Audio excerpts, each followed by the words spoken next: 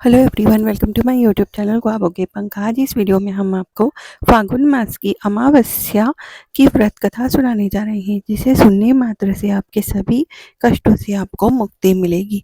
फागुन अमावस्या की पौराणिक कथा के अनुसार एक गरीब परिवार था, जिसमें पति पत्नी और उनकी एक पुत्री थी।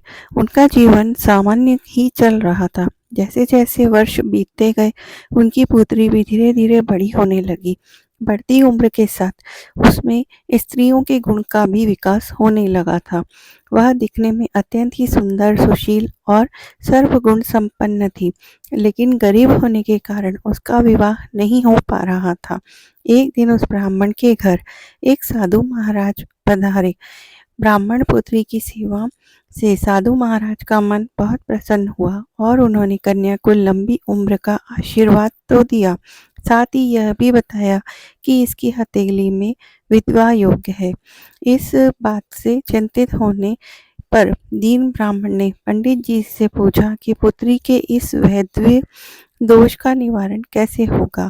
साधु महाराज ने कुछ देर विचार करके कहा कि अपनी अंतर्दृष्टि से ध्यान करके बताया कि कुछ दूरी पर एक गांव में सोना नाम की एक धोबिन जाति की एक महिला अपने बेटे और बहू के साथ रहती है, जो बहुत ही आचार विचार और संस्कार संपन्न तथा पति परायण है। यदि यह कन्या उसकी सेवा करे और वह महिला उसकी शादी में अपनी मांग का सिंदूर लगा दे, उसके बाद इस कन्या का विवाह हो तो इस कन्या का वैधव्य योग मिट सकता है।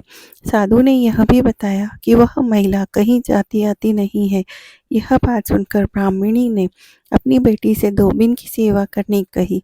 अगले दिन कन्या प्रातः काल में ही उठकर सोना धोबिन के घर जाकर साफ सफाई और अन्य सारे काम करके अपने घर वापस आ जाती।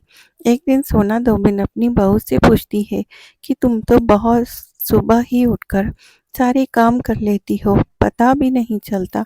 बहू ने कहा कि माँ जी, मैंने तो सोचा कि आप ही सुबह उठकर सारे काम खुद ही खत्म कर लेती हो।